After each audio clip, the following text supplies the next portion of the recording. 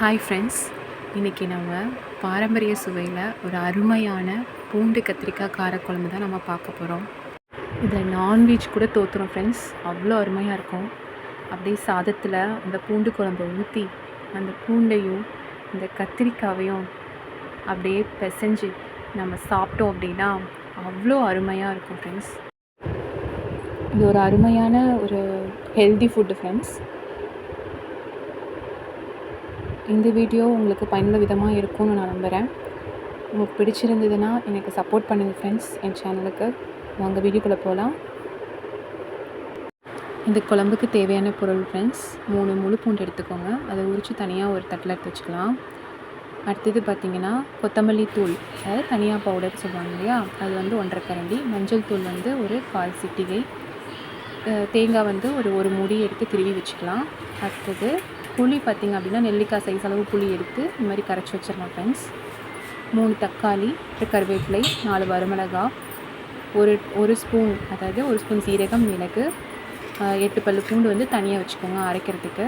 இந்த பூண்டு உரித்து வச்சுருந்தோம் இல்லையா, அது தனியாக ஒரு தட்டில் ட்ரான்ஸ்ஃபர் பண்ணிடலாம். அடுத்தது கத்திரிக்காய் பார்த்திங்க அப்படின்னா ஒரு 1/4 கிலோ கத்திரிக்காய். ஓகே ஃப்ரெண்ட்ஸ், எப்படி செய்யலான்னு பார்க்கலாம். மிளகு ஜீரகம். இந்த குழம்புக்கு தேவையான மசாலா எப்படி அரைக்கலான்னு பார்க்கலாம் ஃப்ரெண்ட்ஸ். ஒரு 2 டேபிள் ஸ்பூன் எண்ணெய் ஊற்றிக்கோங்க. அப்புறம் ஜீரகம், மிளகு நம்ம வச்சுருந்தோம் இல்லையா, அது போட்டுக்கலாம். அடுத்தது பூண்டு, 8 பல்லு பூண்டு தனியாக எடுத்து வச்சுருக்கோங்க இல்லையா, அதையும் போட்டாச்சு. அடுத்தது வரமிளகா, 4 வரமிளகா, அதையும் போட்டாச்சு ஃப்ரெண்ட்ஸ்.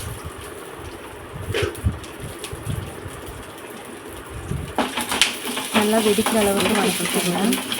நல்லா படப்படன்னு பொரியும் உங்களுக்கு. நல்லா பொரிஞ்சு நல்லா வாசனையாக வரும் ஃப்ரெண்ட்ஸ்.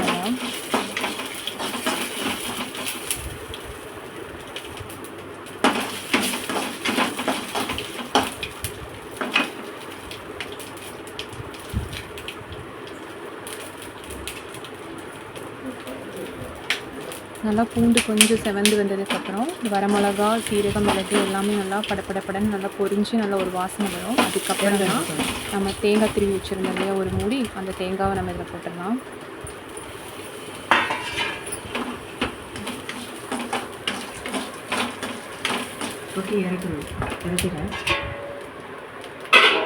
இறக்குமா?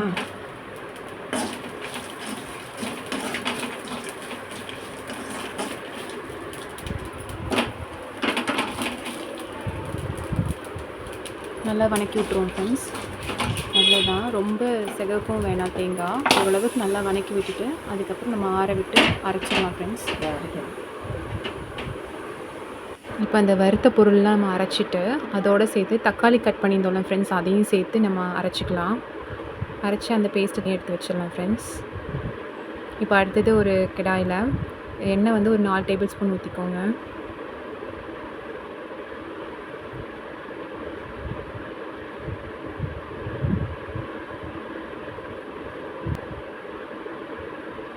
எண்ணெய் நல்லா சூடேறணும். எண்ணெய் நல்லா சூடேறினதுக்கப்புறம்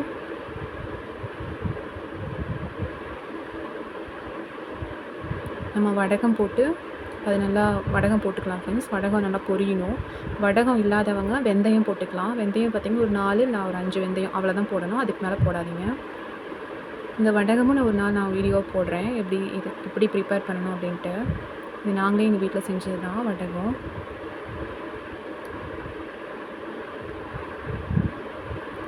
வடகம் பொரிஞ்சோடனே இப்போ நம்ம 3 முழு பூண்டு உரித்து வச்சுருந்தோம் இல்லையா பிளேட்டில், அதை எடுத்து இதில் போட்டுடலாம். அடுத்தது கருவேப்பிலை,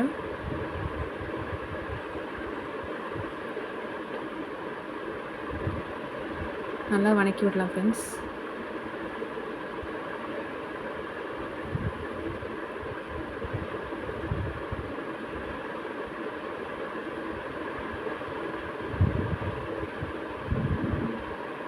ஓரளவுக்கு பூண்டெல்லாம் வணங்கினதுக்கப்புறம் நம்ம அந்த கத்திரிக்காயெலாம் கட் பண்ணி வச்சுருந்தோம் ஃப்ரெண்ட்ஸ், அதையும் நம்ம போட்டுடலாம்.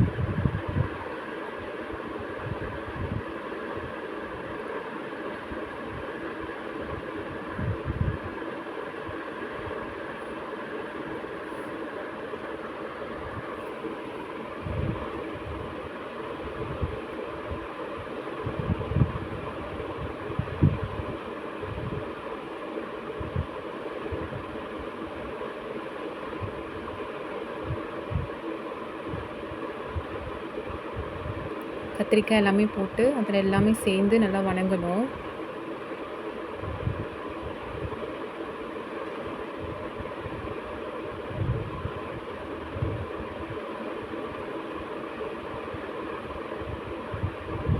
ஆனால் 3 மினிட்ஸ் நல்லா வந்து வணங்கினதுக்கப்புறம்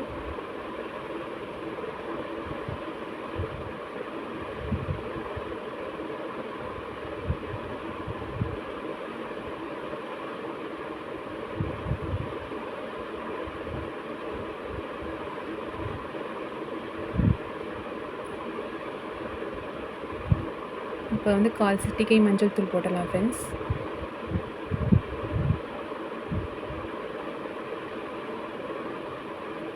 அடுத்து தனியா பொடின்னு சொல்லிட்டு வச்சுருக்கோம் இல்லையா, கொத்தமல்லி பொடி, அது ஒரு 1 1/2 கரண்டி சேர்த்துக்கலாம்.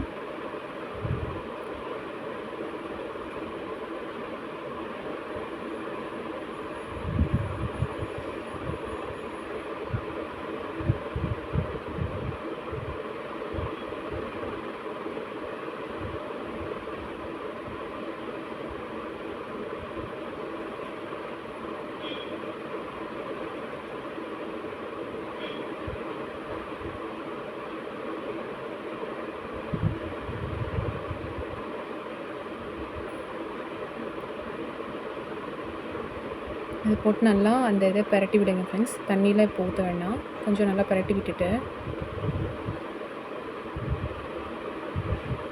இப்போ நம்ம அரைச்சிருக்கோம் இல்லையா மசாலா, அந்த வறுத்த பொருள் எல்லாமே அதோடு சேர்த்து தக்காளியும் சேர்த்து நல்லா நம்ம அரைச்சதை அந்த விழுதை இந்த டைமில் இப்போ ஊற்றிக்கலாம்.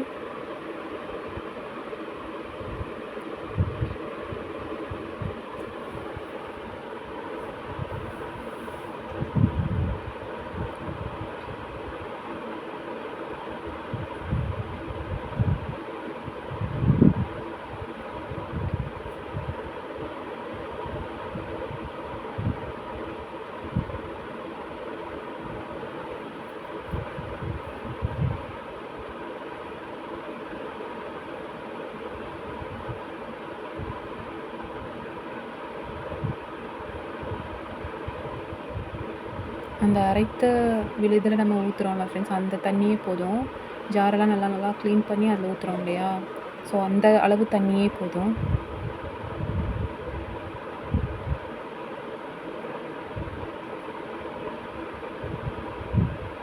இன்னும் உங்களுக்கு குழம்பு கொஞ்சம் எக்ஸ்ட்ரா வேணும் அப்படின்னா இந்த டைமில் கொஞ்சம் தண்ணி எடுத்து ஆட் பண்ணிக்கலாம். ஒரு 1/4 சொம்பு தண்ணி எடுத்து ஊற்றிக்கலாம்.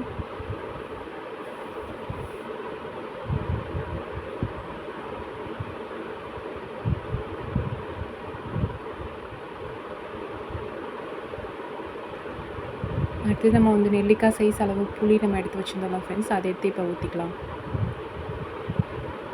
மேக்ஸிமம் தண்ணி நீங்கள் சேர்க்க வேணாம். அரைத்த விழுது ஊற்றுனதுக்கப்புறம் இந்த புளிச்சக்கையை நம்ம கரைச்சி ஊற்றுறோம் இல்லையா, அந்த தண்ணியே கொஞ்சம் உங்களுக்கு எக்ஸ்ட்ராவே வரும். அது போக உங்களுக்கு வேணும் அப்படின்னா மட்டும் ஒரு 1/4 டம்ளர் தண்ணி ஊற்றி ஆட் பண்ணிக்கோங்க.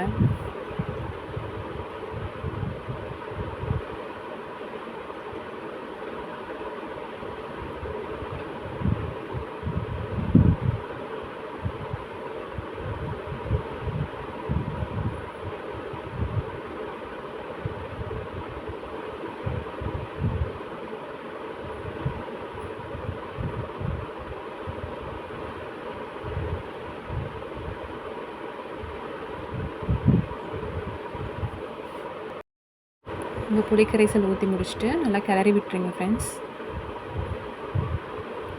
கிளறி விட்டதுக்கப்புறம் நம்ம இந்த டைமில் உப்பு தேவையான அளவு நம்ம போட்டுக்கலாம்.